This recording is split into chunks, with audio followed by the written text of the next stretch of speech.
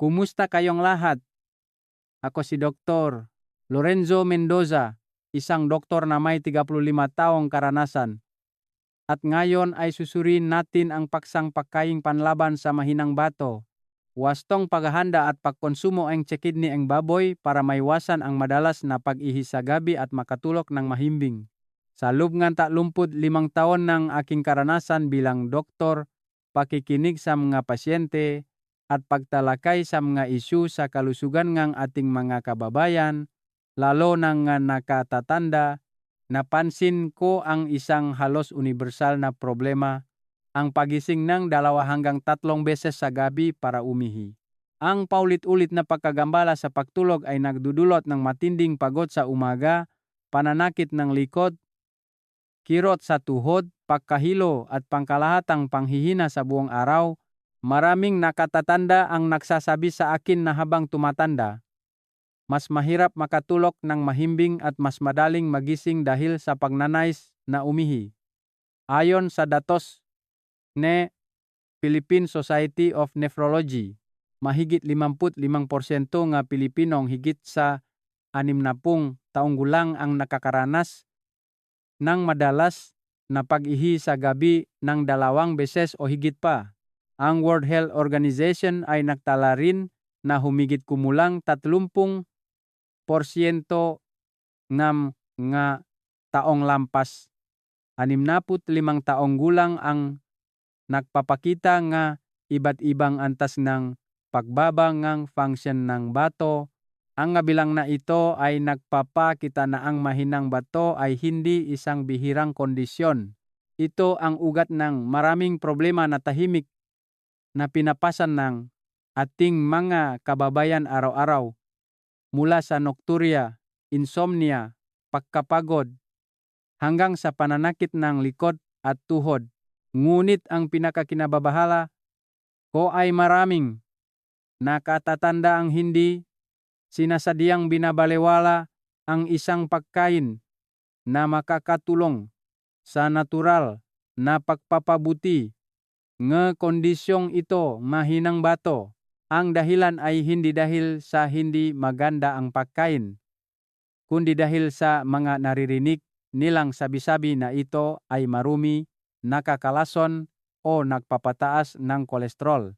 Kaya naman, kapag may nag-alok, agad silang tumatanggi at hindi nangahas kumain.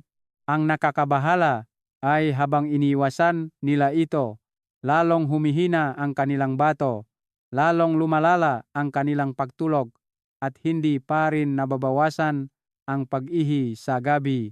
Gusto kong isipin ninyo sandali, kung ang isang pagkain na itinuturing na nakakapinsala ay itinuturing namang pampalakas ng bato ng maraming tradisyonal at modernong manggagamot, hindi kaya nakamali tayo sa pag-unawa sa simula pa lang? Ang problema ay wala sa mismong kidney ng baboy, kundi sa paraan ng paghahanda at pagkonsumo nito.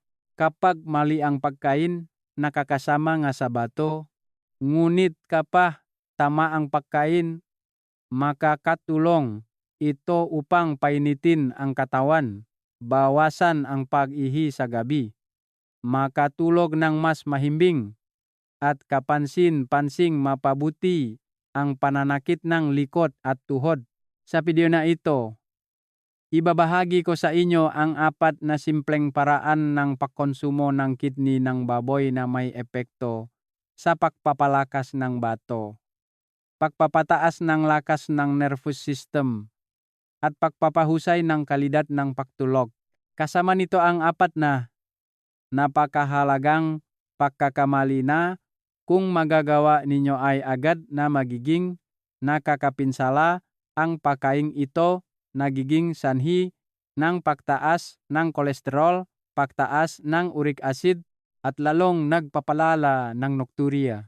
Susubukan kong ipaliwanag ito sa pinakamadaling paraan, batay sa kaalaman ng modernong medisina at sa matagal ng karanasan ng tradisyonal na gamot, upang may pamahagi ninyo agad sa inyong pamilya. Ngayon, sisimulan ko sa siyentipikong dahilan kung bakit ang kidney ng baboy ay maring maging isang pagkaing pampalakas ng bato at makapagpabutingang kalidad ng pagtulok para sa mga nakatatanda. Bahagi 1, bakit maganda ang kidney ng baboy para sa bato? Siyentipikong pananaw at nutrisyon. Mga kababayan, bago tayo dumako sa mga tamang paraan ng pagkain, gusto kong ipaliwanag ng malinaw kung bakit ang kidney ng baboy na madalas hindi naiintindihan ng marami ay isa sa mga pagkain na pakinabang para sa mga nakatatanda kapag ito ay inihanda at kinonsumo ng tama ng sinuringang modernong agham ang nasangkap ng kidney ng baboy. Natuklasan nila na ito ay isang napakayamang pinagmumulan ng sustansya na madalas kinukulang sa katawan ng nakatatanda, lalo na ang protina, vitamina B complex, iron, zinc, at selenium. Una sa lahat, kailangan nating pag-usapan ang protina. Ayon sa mga pag-aral sa nutrisyon ng Food and Nutrition Research Institute ng Pilipinas, ang mga Pilipinong higit sa 60 taong gulang ay madalas nanganganib sa kakulangan ng protina dahil sa hindi magandang pagkain o mahinang absorpsyon. Ang matagal na kakulangan sa protina ay humahantong sa muscle atrophy, panghihinang ng kamay at paa, hindi matatak na paglakad, hirap sa pag-akyat ng hagdan, at madaling pagkapagod. Ang kidney ng baboy ay isang pinagmumulan ng protina na may mataas na biological value na nangahulugang mahusay itong na-absorb at ginagamit ng katawan upang bumuo at mag-repair ng kalamnan. Kapag mas malakas ang kalamnan, mas mayos ang pagtatrabaho ng bato, mas mahusay ang paghawak ng pantok sa tubig, at mas mahimbing ang pagtulog. Ang pangalawang natatanging punto ay ang kidney ng baboy ay napakayaman sa vitamina B complex, lalo na ang vitamina B12. Ayon sa datos mula sa World Health Organization, mahigit 20% nga nakatatanda ang kulang sa vitamina B12 nang hindi nila nalalaman. Ang kakulangan sa sustansiyang ito ay nagdudulot ng pagkapagod, hindi mahimbing na pagtulog, pamamanhit ng makamay at paa, at kapansin-pansing pagbabangang memorya. Mahalaga rin ang B12 sa pagbuang red blood cells. Kapag ang katawan ay may mild anemia, madaling magambala ang pagtulog at mas madali kayong magigising dahil sa pagnanais na umihi. Ang tamang suplementasyon ng B12 ay makakatulong upang maging mas relax ang utak, mas malakas ang katawan, at mas matatak ang pagtulog. Susunod ay ang mineral na iron. Ang nakatatanda na madalas makaranas ngang maputlang mukha, pagkahilo, pahingal sa pag-akyat ngang hagdan, o mabilis na pagtibok ngang puso ay madalas kulang sa iron nang hindi nila nalalaman. Ang isang maliit na piraso ng kidney ng baboy ay naglalaman ng natural na iron na sumusuporta sa pag-iwas sa anemia. Sa gayon ay nagpapabuti ng sirkulasyon ng dugo at nagpapataas ng pangkalahatang kalusugan ng katawan. Kapag maganda ang sirkulasyon ng dugo, malaki rin ang suporta sa pangsyon ng bato. Bukod pa rito, naglalaman din ang kidney ng baboy ng zinc at selenium. Ang dalawang mineral na ito ay napakahalaga para sa immune system ng nakatatanda. Ang selenium ay itinuturing din na isang malakas na antioxidant na tumutulong na protektahan ang mga sel mula sa maagang pagtanda. Ang mga nakatatanda ay madalas makaranas ng mild inflammation, matagal na pagkapagod, o mabagal na paggaling pagkatapos makasakit. Ang dalawang mineral na ito ay sumusuporta sa katawan na labanan ang mga proseso ng pamamaga at pagbaba ng resistensya. Kung titingnan ng pangkalahatan, ang kidney ng baboy ay hindi isang nakakapinsalang pagkain tulad ng inaakala ng marami. Ang problema ay ito ay isang organo na nagsasala nga dumi nga hayop. Kaya kung hindi ito maingat na inihanda, hindi tinanggal ang nga puting ugat at hindi naalis ang amoy ng tama, maaari nga itong maging sanhing pinsala. Ngunit kapag malinis itong inihanda, ang natitirang laman ng kidney ay isang mahalagang pinagmumulan ng nutrisyon para sa mga nakatatanda. Sa susunod na bahagi, ibabahagi ko sa inyo ang pananaw ng tradisyonal na gamot. Dahil bukod sa halaga nito sa nutrisyon, ang kidney ng baboy ay itinuturing ding mahalagang gamot na makatulong na ibalik ang kidney at bawasan ang nokturya sa paraang unti-unting pinapatunayan ng modernong agham. Bahagi 2. Kidney ng baboy sa pananawang tradisyonal na gamot. Bakit ito nakakatulong sa pagpapalakas ng bato at pagbabawas ng nokturya? Kung ipinapaliwanag modernong medisina ang benepisyo ng kidney ng baboy batay sa nutrisyon, tinitingnan naman ng tradisyonal na gamot ang pagkain ito sa pamamagitan ng isang pamilyar at napaka-interesanteng prinsipyo. Ang prinsipyo ng gamitin ang organo upang palakasin ang organo. Naniniwala ang mga sinaunang tao na ang bawat organo ng hayop ay nagtataglay ng enerhiya at epekto na tumutugma sa mga organo sa katawan ng tao. Kaya naman, ang pagkain ng puso ay nakakatulong sa pagpapalakas ng puso. Ang pagkain ng atay ay nakakatulong sa pagpapalakas ng atay. At ang pagkain ng kidney ay nakakatulong sa pagpapalakas ng bato. Ang prinsipyong ito ay naitala sa maraming sinaunang aklat ng medisina at nanatili sa loob ng libu-libong taon. Ayon sa tradisyonal na gamot, ang kidney ng baboy ay may maalat na lasa, neutral na katangian, at direktang nakakaapekto sa dalawang mahalagang meridian, ang kidney meridian at ang liver meridian. Ang neutral na katangian ay nangangahulugang ang pagkain ito ay hindi mainit at hindi rin malamig, na napakababagay sa konstitusyon ng karamihan sa mga nakatatanda.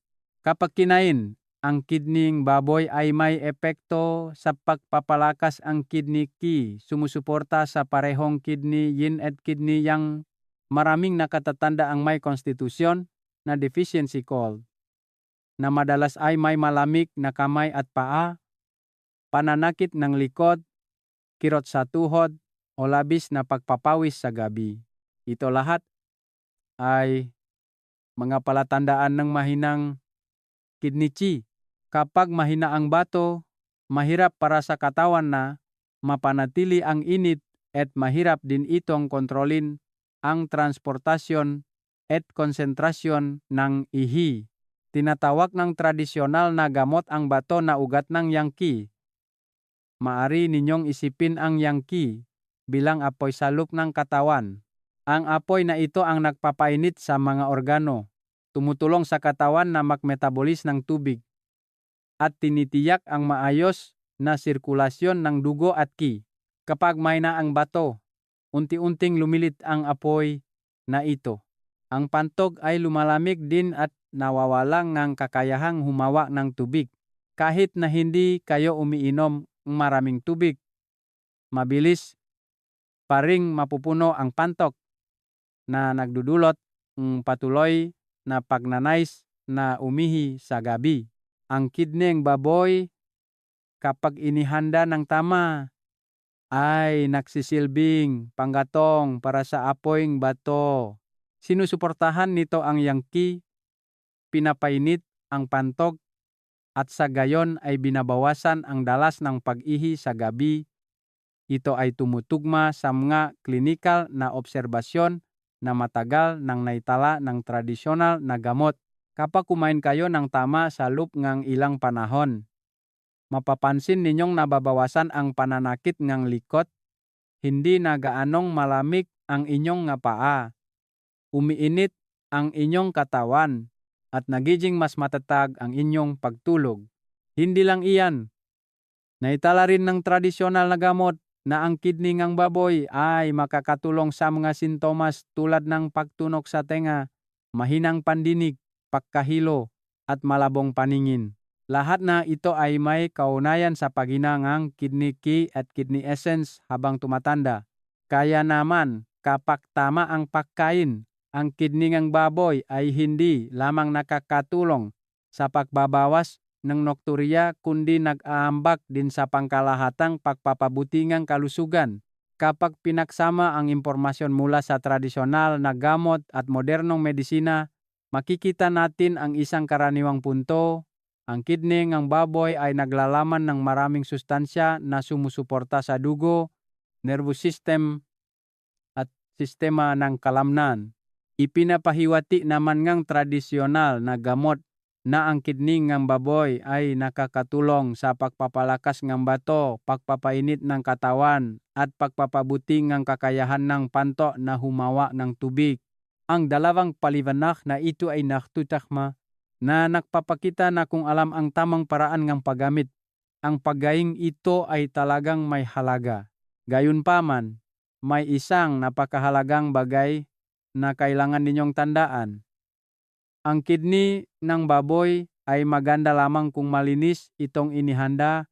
Kung may naiwan na puting ugat, hindi naalis ng maayos ang amoy o mali ang pagluluto, ang pagkaing pampalakas ay agad na magiging nakakapinsala. Kaya naman, sa susunod na bahagi, ituturo ko sa inyo ang 4 na hakbang para sa tamang paghahanda upang ganap na maalis ang masamang amoy at impurities na nagpapanatili. Nege pinakamahalagang nutrisyon nege kidney nege baboy. Bahagi 3. 4 na hakbang sa paghahanda ng malinis at ligtas na kidney ng baboy para sa mga nakatatanda. Para maging pagkaing pampalakas ng bato ang kidney ng baboy at hindi pagkaing nakakapinsala, ang pinakamahalagang hakbang ay ang paghahanda. Ang kidney baboy ay organo na nagsasalang duming hayop. Kaya kung hindi natin tatanggalin ng tamaang mga bahaging naglalaman ng impurities at masamang amoy, ang katawan ay kailangang tumanggap nga hindi kanais na sustansa. Ngunit kung susundin ninyo ang 4 na hakbang na ituturo ko sa ibaba, ang kidney ay magiging malinis, mabango, walang amoy, at ganap na ligtas para sa kalusugan nga nakatatanda.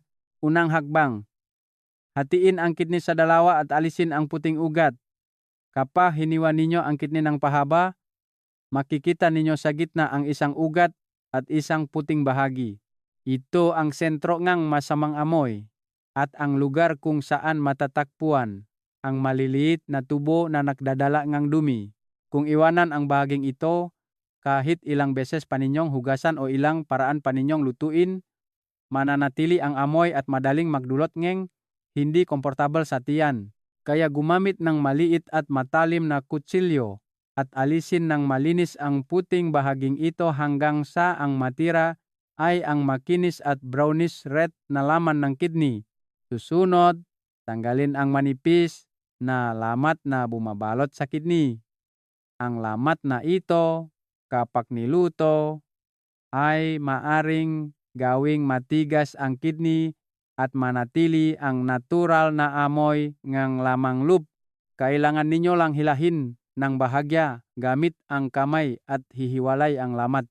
Kapag natanggal na ang lamat, magiging mas malambot ang kidney at mas madaling sumipsip ngang pampalasa kapag niluto.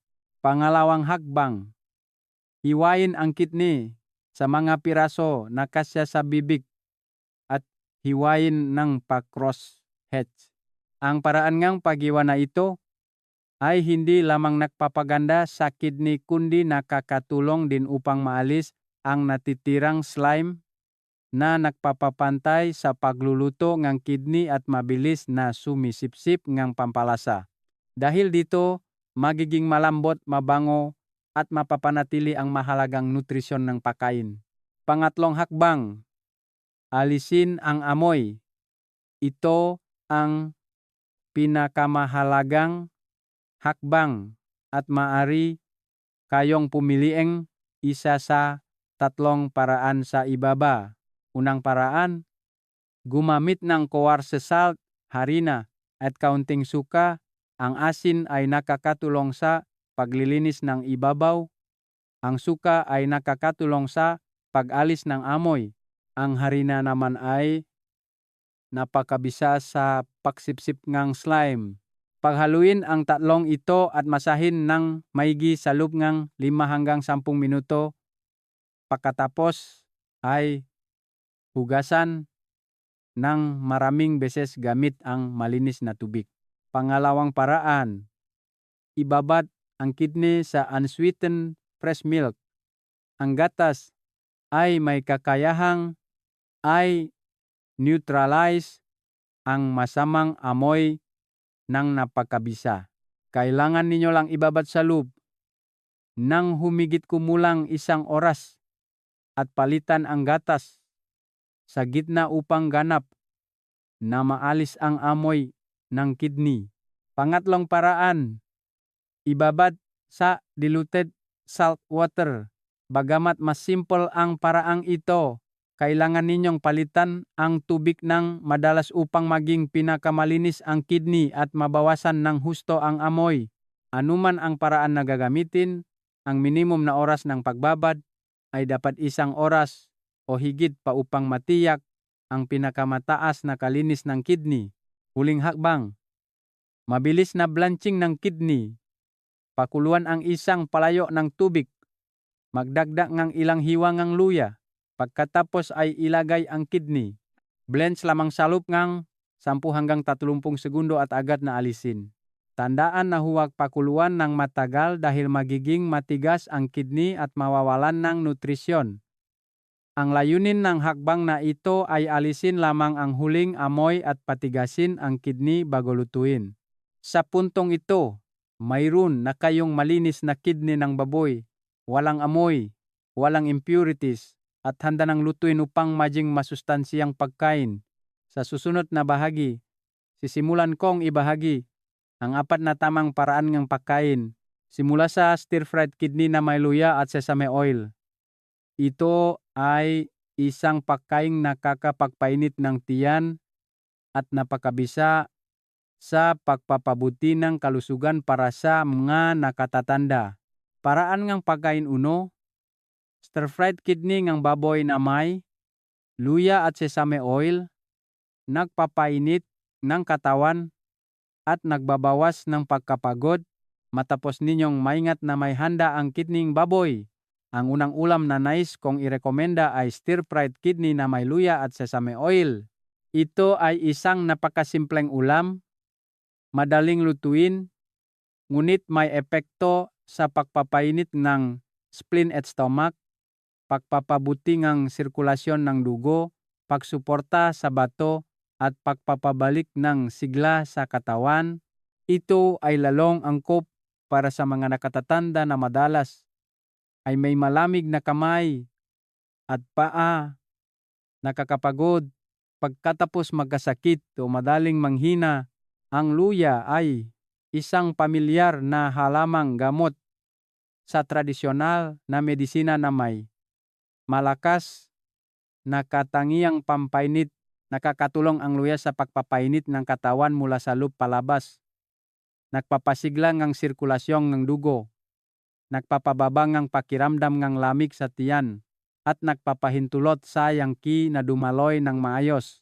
Para sa mga nakatatanda, madalas na bumabagal ang sirkulasyon, mahina ang daloy ng dugo, kaya madaling makaramdam ng lamig sa kamay at paa at pagkapagod kapag pinagsama ang luya sa kidney baboy na mayaman sa protina at mineral.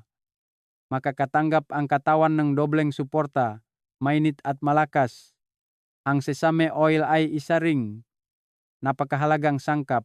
Ayon sa modernong medisina, ang sesame oil ay naglalaman ng natural na antioxidants tulad ng sesamol at sesamin na tumutulong na protektahan ang mga sel at maiwasan ang maagang pagtanda. Ang sesame oil ay may banayad na aroma, mainit na katangian, at napakababagay sa mga nakatatanda na may mahinang digestive system. Ipinapakita ngang maraming pag-aral na ang sesame oil ay sumusuporta sa mas mahusay na panunaw kaysa sa maraming iba pang uri ng langis ng pagluluto. Binabawasan ang pakiramdam ng paglobo ng tiyan at tumutulong sa katawan na sumipsip ngang nutrisyon ng mas epektibo. Upang may handa ang ulam na ito, kailangan ninyo lamang ng 2 hanggang 3 piraso ng lumang luya, 1 hanggang 2 kutsara ng sesame oil, kaunting white rice wine para maalis ang amoy at magbigay ng aroma, at kalahating pares ng kidney ng baboy na nalinis na ng mayos. Hiwain ang luya ng manipis upang kapag igisa ay maglalabas itong napakasarap na aroma. Ang paggawa ng ulam na ito ay napakabilis din. Una, ilagay ang sesame oil sa kawali, painitin, at igisa ang luya hanggang sa lumiit at maglabas ang aroma. Sa puntong ito, ilagay ang kidney at igisa ng mabilis. Dahil na blanch na ang kidney, ang oras ng pagigisa ay kailangan lamang ng 1 hanggang 2 minuto. Kapag bahagyang umalsa ang kidney, magdagdag ng kaunting rice wine, bahagyang asin at paminta. Pagkatapos ay igisa pa ng 1 minuto. Ang pinakamahalagang bagay sa ulam na ito ay huwag masyadong matagal igisa. Ang kidney ng baboy, kung masyadong matagal igisa, ay liliit, magiging matigas, at mawawalan ng sustansya. Ang mabilis na paggigisa sa mataas na apoy lamang ang magpapanatili, nehe lambot at crunchy texture, at nehe mahalagang nutrisyon sa loob. Kapag kinain ng mainit, malinaw ninyong mararamdaman ang init na kumakalat mula sa tiyan hanggang sa buong katawan. Ang mataong madalas ay may malamig na kamay at paa o bagong galing sa sakit ay mabilis nagagaling. Ang stir-fried kidney na may luya at sesame oil na ito ay hindi lamang masarap kundi napakababagay din sa mga nakatatanda dahil agad itong nagpapainit ng katawan, nagpapabuti ng sirkulasyon ng dugo at ki, at sumusuporta sa mas mahusay na paggana ng kidney. Yang ito ay maaring kainin ng 1 hanggang 2 beses bawat linggo, lalo na sa malamig na araw o kapag nakakaramdam kayo ng bahagyang panghihina ng katawan. Sa susunod na bahagi, ibabahagi ko ang isang ulam na itinuturing na great tonic for kidney ki na pinagsasama ang nutrisyon ng kidney ng baboy at ang mga pamilyar na halamang gamot ng tradisyonal na medisina. Kapag niluto ng tama, ang ulam na ito ay may kakayahang suportahan ang bato mula sa ugat at napakabisa sa pagbabawas ng nokturya. Paraan ng pagkain 2. Kidney ng baboy na nilagang may halamang gamot, nagpapalakas ng bato mula sa ugat at nagpapabuti ng pangmatagalang nokturya. Mga kababayan, kung ang stir-fried kidney na may luya ay mabilis na nagpapainit ng katawan, ang kidney ng baboy na nilagang may halamang gamot naman ay dahan-dahang nagpapalusok sa bato mula sa loob. Ang ulam na ito ay angkop para sa mga nakatatanda na matagal nang may mahinang bato, madalas umihi sa gabi, masakit ang likod at mahina ang tuhod o nanghihina pagkatapos ang sakit. Ang ulam na ito ay napakababagay din sa mga nakatatanda na may mahinang digestive system at nangangailangan ng magaan ngunit masustansyang pagkain. Ang sopas na ito ay pinagsasama ang kidney ng baboy sa mga pamilyar na halamang gamot ng tradisyonal na medisina tulad ng black beans, wild yam, goji berries at red dates. Ang bawat sangkap ay may malinaw na papel sa pagsuporta sa bato, pagpapalakas ng kiat-dugo at pagtulong sa katawan na makatulog ng mas madali. Ang black beans ang unang sangkap at isa rin sa pinakamahalaga.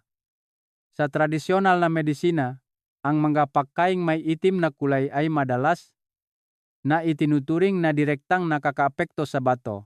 Ang black beans ay may banayad na mainit na katangian, nakakatulong sa pagpapalakas ng kidney yin, sumusuporta sa pag-ihi at binabawasan ang nokturya. Ipinapakita rin ng modernong pananaliksik na ang black beans ay naglalaman ng maraming antioxidants na nakakatulong sa pagbabawas ng pamamaga at pagsuporta sa function ng bato. Upang maging pinakamabisa ang black beans, dapat itong ibabat ng magdamag upang lumambot ang mga butil, madaling lutuin, at maglabas ng mas maraming tamis. Ang wild yam o sondur ay isang sikat na halamang gamot na pampalakas. Nakakatulong ang wild yam sa pagpapalakas ng spleen at qi, habang sumusuporta din sa kidney yin at kidney yang. Para sa mga nakatatanda na madalas nakakapagod, mahina ang gana sa pagkain, madalas ang paglobong tiyan, o hindi matatag ang panunaw, ang wild yam ay isang napakababagay na pagpipilian. Kapag nilaga kasama ang kidney ng baboy, nagiging balanse ang ulam, nagpapalakas ng bato, at nagpapalusog sa spleen na tumutulong sa katawan na mas mahusay na sumipsip ng nutrisyon. Ang goji berries ay isang halamang gamot na nakakatulong sa pagpapalakas ng atay at bato at nagpapalinaw ng mata. Maraming nakatatanda ang madalas makaranas ng malabong paningin, pagkahilo o hindi mahimbing na pagtulog na maaring bahagyang may kaunayan sa deficiency kidney yin. Ang goji berries ay naglalaman ng maraming polysaccharides na tumutulong na mapataas ang resistensya at makakatulong sa katawan na mas mahusay na gumaling. Gayunpaman, ang goji berries ay hindi dapat pakuluan ng masyadong matagal dahil mawawala ang sustansya at madali itong umasim, kaya karaniwan itong idinadagdag sa palayok sa huling 10 minuto. Ang red dates ay may epekto sa pagpapalakas ng qi at dugo at tumutulong na magbigay natural na tamis sa nilaga. Nakakatulong din ang red dates na bawasan ang stress, pakalmahin ang isip, at suportahan ang pagtulog na napakababagay sa mga nakatatanda na madalas ay nahihirapan matulog. Upang lutuin ang sopas na ito, kailangan ninyo lamang ng isang pares ng kidney ng baboy na nalinis na nang maayos. Humigit kumulang 300 gramo ng buto ng baboy o lian pork para sa matamis na sabaw, isang dakot ng black beans, isang wild yam, konting red dates, ilang hiwa ng luya, at isang dakot ng goji berries. Kung mayroon kayong buto ng baboy, blanch muna ito sa kumukulong tubig upang maalis ang dumi bago lagyan. Kapag nagluluto, ilagay ang lahat ng sangkap sa palayok maliban sa goji berries. Magdak ng 1 hanggang 2 litro ng tubig depende sa dami ng kakainin. Pakuluan, pagkatapos ay hinaan ang apoy. Simmer ng dahan-dahan sa loop ng 1.5 hanggang 2 oras upang lumabas ang lahat ng tamis ng masangkap at maghalo ang mga lasa. Pagkatapos na lumambot ang nilaga at maglabas ng aroma, sakalang ilagay ang goji berries at lutuin pang 10 minuto bago bahagyang asin. Ang sopas na ito ay hindi dapat masyadong maalat upang mapanatili ang malinis at nakakapagpalakas na katangian nito. Kapag regular na kinain ang ulam na ito, ang 1 hanggang 2 beses bawat linggo, kapansin-pansin ang pagbabago sa inyong katawan. Nababawasan ang pagkapagod. Hindi na gaanong masakit ang likod, mas madaling makatulog, at nababawasan ang pagising sa gabi. Ang ulam na ito ay nagpapalusog sa bawat organo kaya mas matatag ang epekto, lalo na angkop para sa mga nakatatanda na gustong mapabuti ang mahinang bato ng natural at ligtas. Sa susunod na bahagi, ibabahagi ko ang isang ulam na malambot, magaan, at napakadaling tunawin na angkop para sa mga nakatatanda na mahina ang ngipin o madalas may paglobong tiyan. Nakakatulong ang ulam na ito sa pagpapalakas ng bato ngunit mas banayad at mas madaling maabsorb. Paraan ngang pagkain 3, kidney ngang baboy na nilagang gulay, malambot, madaling tunawin para sa mga nakatatanda na mahina ang ngipin o tiyan. Mga kababayan, hindi lahat sa atin ay kayang kumain ng stir-fried o nilagang ulam na may maraming halamang gamot. Maraming nakatatanda ang may mahinang ngipin, hindi nakakanguya ng maayos, o may digestive system na madaling bumukol, nahihirapan sa pagtunaw. Para sa mga kasong ito, ang kidning baboy na nilagang gulay ang pinakaangkop na pagpipilian. Ito ay isang magaan, malambot, madaling maabsorb na ulam ngunit pinapanatili pa rin ang nutrisyon ng kidney ng baboy at napakabisa sa pagsuporta sa bato. Kapag nilaga kasama ang gulay, lumalambot ang kidning baboy. Hindi na ito kasing crunchy tulad ngang kapag iginisa o pinakuluan. Ang gulay ay naglalabas na natural na tamis na nagpapagaan sa ulam, ginagawang mas masarap at hindi nagiging mabigat sa tiyan. Ito ang dahilan kung bakit ang nilagang kidney na may gulay ay madalas na paborito ng maraming nakatatanda dahil ito ay masarap, madaling tunawin, at angkop para sa mga nakatatanda na nasa yugto ng pagpapagaling. Ang mga uri ng gulay na ginagamit sa ulam na ito ay nagbibigay ng kani-kanilang benepisyo. Ang shiitake mushrooms ay nagbibigay ng aroma at sumusuporta sa immune system. Ang kamatis ay naglalaman ng antioxidants na napakaganda para sa puso at mga daluyan ng dugo ngang na nakatatanda. Ang bell peppers ay mayaman sa bitamina na nagpapataas ng resistensya. Ang sibuyas naman ay may epekto sa pagbabawas ng mild inflammation at nagpapalasa sa ulam.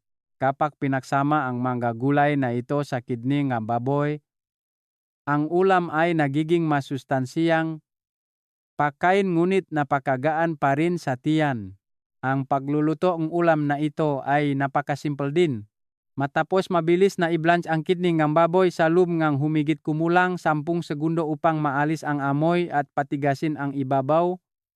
Patuyuin ito at hiwain sa mga piraso na kasya sa bibig. Susunod, igisa ang kaunting hiniwang luya at bawang. Ilagay ang kidney at igisa ng mabilis sa loob ng 1 minuto. Pagkatapos ay ilabas at itabi. Ang mabilis na pagigisa na ito ay nakakatulong sa paglikha na tatanging aroma ngunit pinapanatili pa rin ang lambot ng kidney kapag nilaga. Sa parehong kawali, ilagay ang shiitake mushrooms, bell peppers, at sibuyas at igisa ng bahagya sa loob ng 2 minuto upang lumabas ang aroma ng mga sangkap. Pagkatapos ay ilagay ang kamatis at magdagdag 1 tasa ang stock na inihanda na. Maaring gumamit ng stock ng buto o stock ng gulay. Ngunit dapat pumili ng mababang asin upang manatili ang malinis at banayad na lasa ng ulam. Kapag nagsimula ng kumulo ang nilaga, hinaan ang apoy at takpan. Simmer ng dahan-dahan sa loob ng 15 hanggang 20 minuto upang lumambot ang gulay at lumabas ang lahat ng tamis. Sa puntong ito, ibalik ang kidning baboy na inihanda na sa kawali. Dahan-dahang haluin at lutuin pa ng 1 minuto upang maghalo ang masangkap bago patayin ang apoy. Budburan ng hiniwang sibuyas para mas mabango at sariwa ang ulam. Ang nilagang kidney na may gulay ay makakaroon ng magandang kulay, banayad na aroma, at maasim-tamis na lasa ng gulay na nahahalo sa natural na mayaman na lasa ng kidney ng baboy. Kapag kinain ng mainit, ang ulam na ito ay napakadaling tunawin at hindi nagdudulot ng paglobo ng tiyan. Ang mga nakatatanda na mahina ang ngipin, mahina ang panunaw, o may paglobong tiyan ay maaring kumain ng ulam na ito ng ligtas. Ito rin ay isang mahusay na pagpipilian para sa mga araw na nakakaramdam kayong pagod, hirap lumunok, at hindi komportable sa anumang kinakain. Ang nilagang kidney na may gulay ay magbibigay ng magaan na enerhiya habang sumusuporta pa rin sa bato, nagpapataas ng kalusugan, at nagpapabuti ng pagtulog. Sa susunod na bahagi, irerekomenda ko ang isang pamilyar na ulam sa hapagkainan ng maraming pamilyang Pilipino.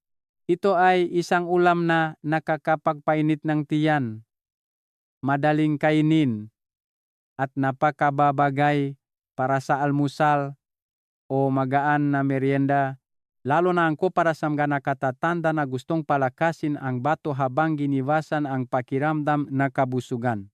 Paraan ng pagkain: 4, mainit na pansit o bihon na may kidnang baboy, nagpapainit ng tiyan, madaling tunawin, at sumusuporta sa bato. Ang ika-4 na ulam na nais kong ibahagi ay pansit o bihon na may kidney ng baboy. Ito ay isang pamilyar na ulam sa maraming pamilyang Pilipino. Hindi lamang ito madaling kainin at masarap, kundi napakababagay din sa mga nakatatanda dahil ang mga sopas na ulam ay laging may bentaheeng pagiging magaan sa tiyan, nagpapainit ng katawan, at mas madaling tunawin kumpara sa mga pinirito o iginisang ulam, lalo na sa umaga o hapon. Ang isang mainit na mangkok ng bihon o pansit na may kidney ay makakatulong upang painitin ang katawan, linawin ang isip, at bawasan ang pakiramdam ng pagkapagod. Ang pinakamahalagang punto ng ulam na ito ay nasa 2 bahagi. Una ay panatilihing malutong at malambot ang kidney, hindi matigas at walang amoy. Pangalawa ay makabuo ng malinaw at matamis na sabaw na walang mabigat na amoy. Kapag nagawa ng tama ang 2 bagay na ito, magiging masarap ang ulam at angkop para sa mga nakatatanda, maging sa mga may mahinang tiyan. Upang may handa, kailangan ninyong humigit kumulang 200 gramong kidning baboy na nalinis na ng maayos, 200 gramong bihon o pansit, 1 litro ng stok na nilaga mula sa buto nga baboy, kasama ang luya, sibuyas, dahon ng sibuyas, at kaunting cilantro. Kailangan ninyo lamang lagyan ng patis at kaunting paminta upang manatili ang malinis at banayad na lasa ng ulam. Ang pagiging sopistikado ay nasa habang ngang paghahanda ng kidney para sa sopas. Bukod sa pagtanggal ng mga puting ugat, kailangan ninyong masahin ng maigi ang kidney gamit ang kwarsa salt, harina, at suka. Ang 3 sangkap na ito, kapag pinagsama, ay nakakatulong na ganap na malinis ang slime at ang natatanging amoy. Pagkatapos ay hugasan ng maraming beses hanggang sa maging malinaw ang tubig at ang kidney ay may banayad, kaya ayang amoy. Kapag pinakuluan ang kidney, ilagay ito sa palayok ng malamig na tubig sa halip na kumukulong tubig. Ito ang sikreto sa pagluluto ng kidney ng pantay at hindi masyadong mabilis na lumiit. Magdagdag ng ilang, hiwa ang luya, at ginadgad na sibuyas para ganap na maalis ang amoy. Kapag nagsimula ng kumulo ang tubig, hinaan ang apoy upang dahan-dahan lamang kumulo ang nilaga sa loob ng 40 hanggang 45 minuto. Ang mabagal na pagluluto na ito ang nagpapanatili ng lambot ng kidney, ngunit mayroon pa ring bagyang crunchy texture na angkop para sa sopas. Matapos maluto ang kidney, alisin ito at agad na ibabad sa isang mangkok malamig na tubig na may yelo. Ito ang paraan upang ang mahiblang laman ng kidney ay lumigas at manatili ang crunchy texture kapag hiniwa. Kapag ganap ng lumamig ang kidney, hiwain ito sa manipis na piraso na kasya sa bibig. Iwasang hiwain ng masyadong makapal upang mas malambot at madaling wain kapag kinakain kasama ng pansit o bihon. Ang stock ay kailangan ding ihanda ng maingat. Ang paglagangang buto ng baboy na may luya at sibuyas ay makakatulong na maging malinaw at mabango ang sabaw at walang amoy ng buto. Kapag nagpapalasa, dapat gumamit lamang ng masarap na patis at kaunting paminta. Huwag maglagay ng maraming seasoning powder o asukal dahil mawawala ang natural na lasa ng ulam. Kapag kakain, kailangan ninyo lang i-blanch ang pansit o bihon sa kumukulong tubig. Ilagay sa mangkok. Ayusin ang malutong at malambot na hiwang kidney ng baboy sa ibabaw. Pagkatapos ay lagyan ng mainit na sabaw. Budburan ng dahon ng sibuyas, cilantro, at kaunting hinadgad na paminta at mayroon na kayong mabango. Mainit na mangkok ng pansit o bihon na may kidney ng baboy na madaling kainin at nakakapagpainit ng tiyan. Ang ulam na ito ay napakababagay para sa mga nakatatanda dahil hindi ito nagdudulot nga pakiramdam kabusugan, nakakatulong sa tiyan na gumana ng mas madali at kasabay nito ay nakbibigay ng magandang nutrisyon para sa bato. Ang pagkain sa umaga ay makakatulong upang painitin ang katawan mula sa simula ng araw. Ang pagkain naman sa hapon ay makatulong upang maging magaan ang hapunan at mas madaling makatulog. Kaya't alam na ninyo ang 4 na tamang paraan ng pagkain upang maging pampalakas ang kidney ng baboy sa halip na magdulot ng pag-aalala. Gayunpaman, ang tamang pagkain ay isang bagay, ngunit ang pag-iwas sa pagkakamali ang siyang susi. Magiging mabuti ba talaga sa kalusugan ang pagkain ito? Sa susunod na bahagi, ibabahagi ko ang 4 na pagkakamali na madalas na ginagawa ng maraming tao na nagiging sanhi upang ang kidney ng baboy mula sa pagkaing pampalakas ay maging pagkaing nakakapinsala sa bato, daluyan ng dugo, at kasukasuan. Ito ang bahagi na kailangan ninyong pakinggan ng maigi. 4 na bawal na kailangan iwasan kapag kumakain ng kidney ng baboy upang hindi maging sanhi ng pinsala. Mga kababayan, tulad ng ibinahagi ko, ang kidney ng baboy ay talagang mabuti lamang kung alam natin ang tamang paraan ng pagkain. Maraming tao ang nakarinig na napakalakas nito kaya kumakain sila ng walang pakundangan o pinagsasama ito sa maling paraan na nagdudulot ng kabaliktaran na epekto sa katawan. May mga nagtataas ng kolesterol, may mga sumasakit ang kasukasuan, at maging ang nokturya ay lumalala. Kaya naman, ang 4 na bawal sa ibaba, ang pinakamahalagang bahagi na kailangan ninyong maunawaan ng maigi. Unang bawal, huwag kumain ng kidney ng baboy kasama ang alak at beer.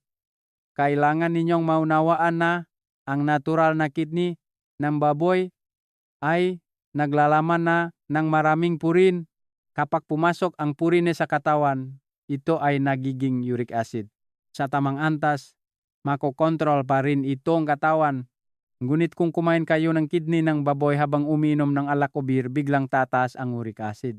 Ang alak at beer ay nagdudulot din ng dehydration sa katawan na nagpipilit sa bato na magtrabaho ng husto upang ilabas ang dumi.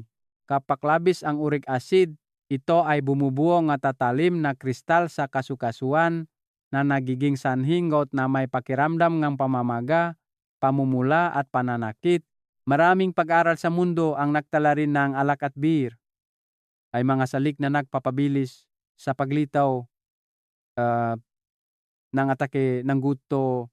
Kaya naman, kung gumamit kayo ng kidney ng baboy upang makpalakas, ganap na iwasan ang pagkonsumo ng anumang uri ng alak o beer. Pangalawang bawal, huwag kumain ng sobra.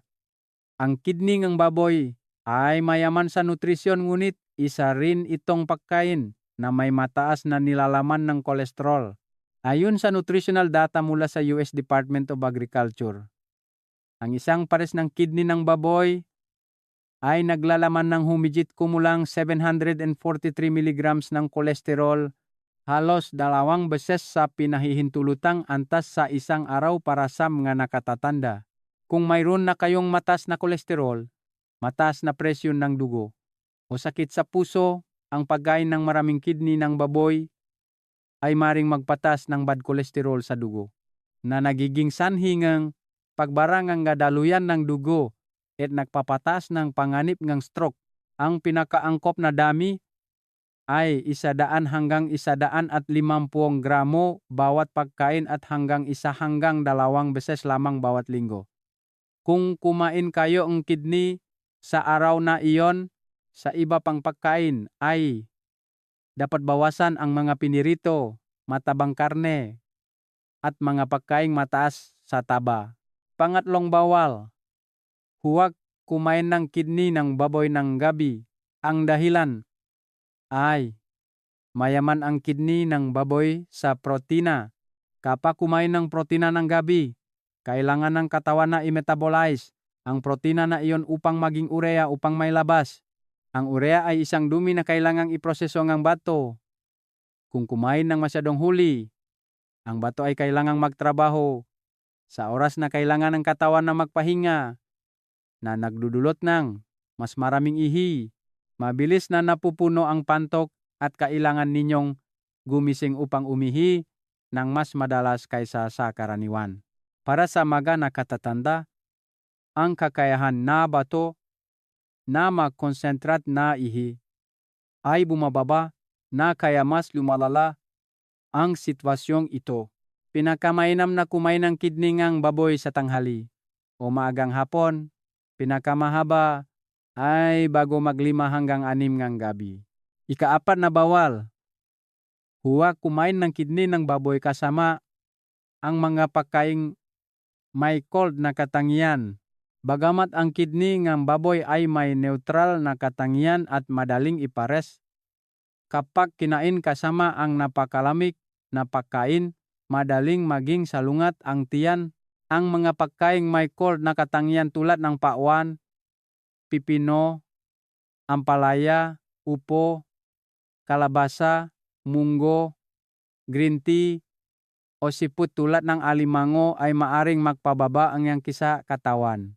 Kapag mahina ang yang chi, makakaramdam kayong lamig sa tiyan, paglobong tiyan, pagtatae, o panghihina ang katawan, lalo na para sa mga nakatatanda na may deficiency cold na konstitusyon na laging malamig ang kamay at paa.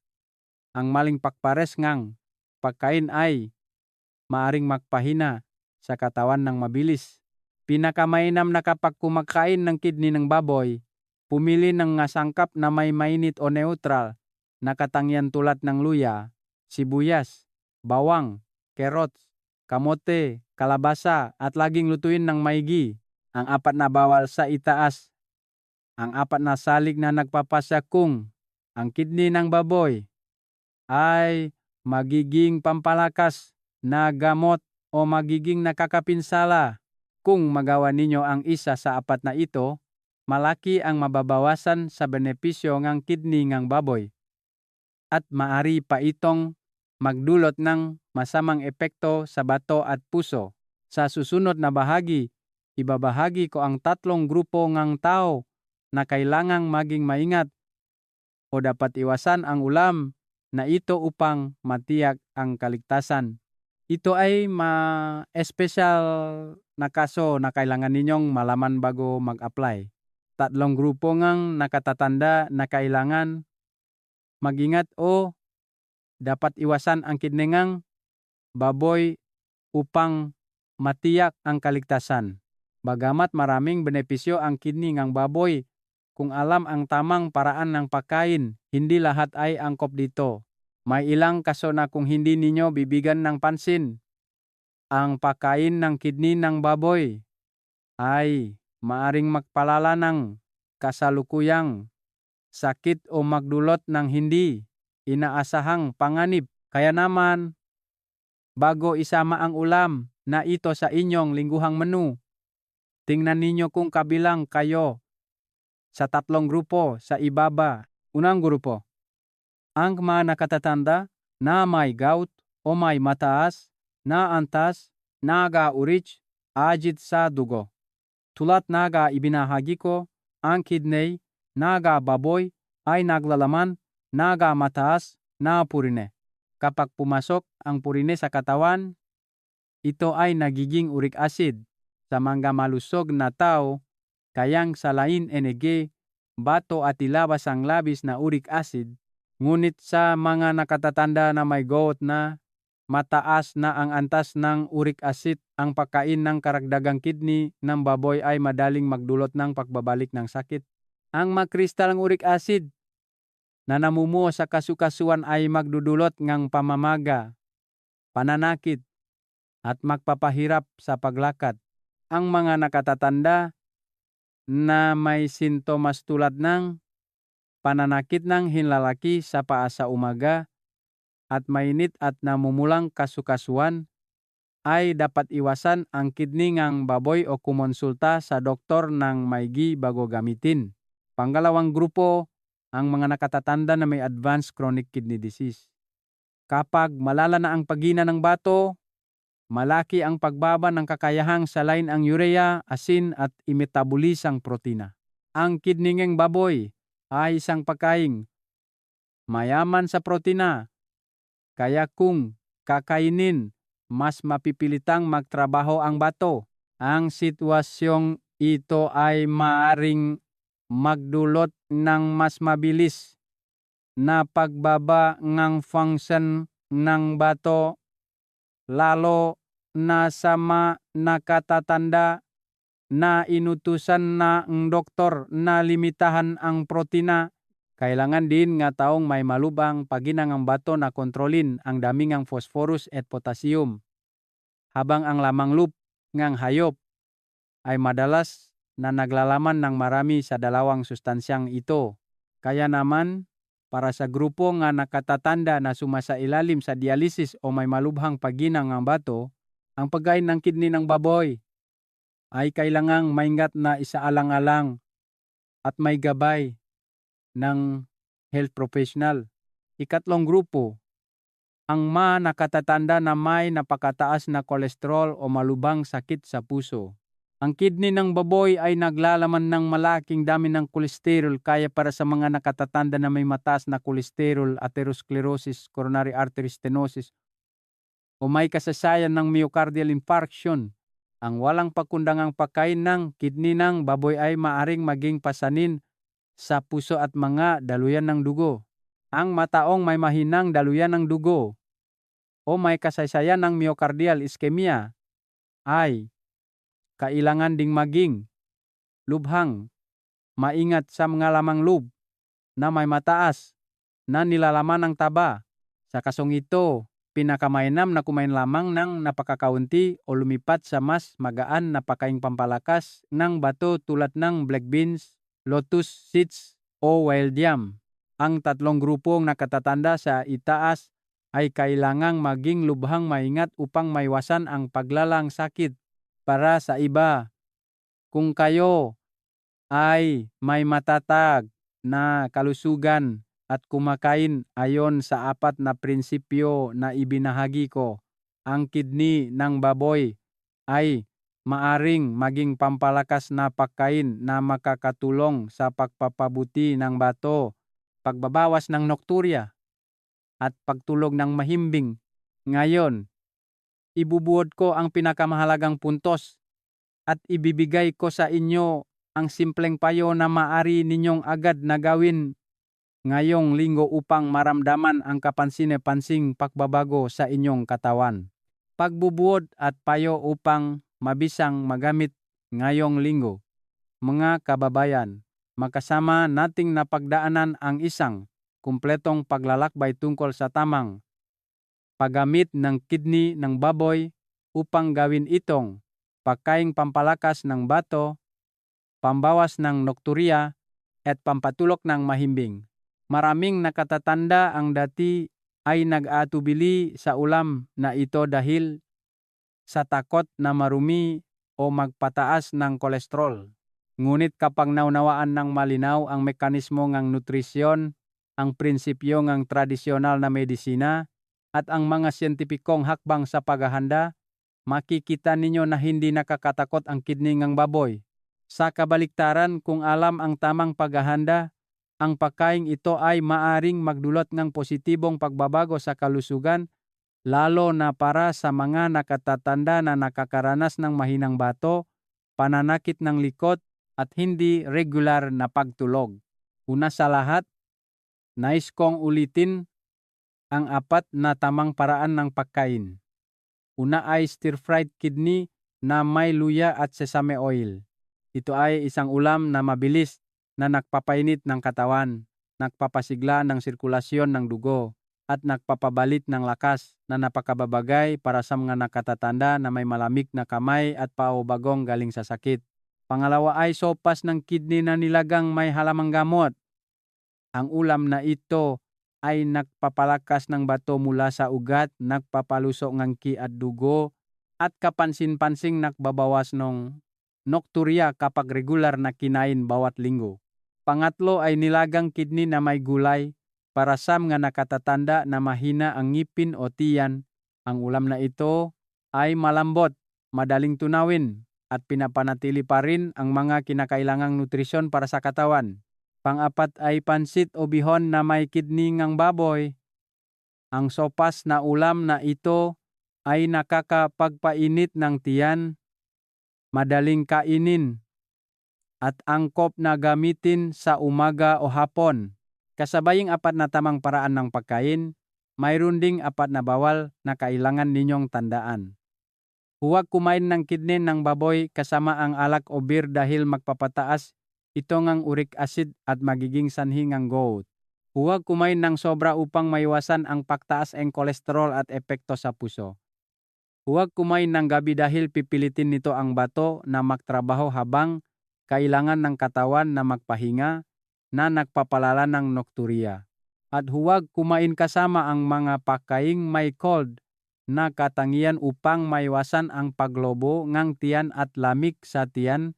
Bukod pa rito, ang 3 grupo NH nakatatanda na may gout, malubang pahina NH bato, at mataas na kolesterol o malubang sakit sa puso ay kailangan kumonsulta sa doktor bago kumain ng ulam na ito upang matiyak ang kaligtasan. Mula sa mga puntong ito, makikita ninyo na basta't naunawaan ng tama at kumakain ng tama, ang kidney ng baboy ay ganap na maaring maging bahagi ng isang malusog na dieta. Maari kayong pumili ng isa sa 4 na ulam na itinuro ko at subukang gawin ngayong linggo. Piliin ang pinakamadaling gawin at pinakaangkop sa inyong panlasa. Kung kakainin ninyo sa tamang dami at tamang oras, pagkatapos ngang humigit kumulang 2 hanggang 3 linggo, magkakaroon ng positibong pagbabago sa inyong katawan. Mas malusog ang bato, unti-unting nababawasan ang pag-ihi sa gabi, umiinit ang katawan, at mas mahimbing ang pagtulog. Ang ating kalusugan ay nasa mga pamilyar na pagkain na kinakain natin araw-araw. Basta't tayo ay matiyaga at pumili ng tamang paraan ng pagkain, unti-unting gagaling ang mga sakit. Nais kong maging malakas kayong lahat makatulok ng mahimbing at makaroon ng mas maraming enerhiya upang tamasahin ang buhay.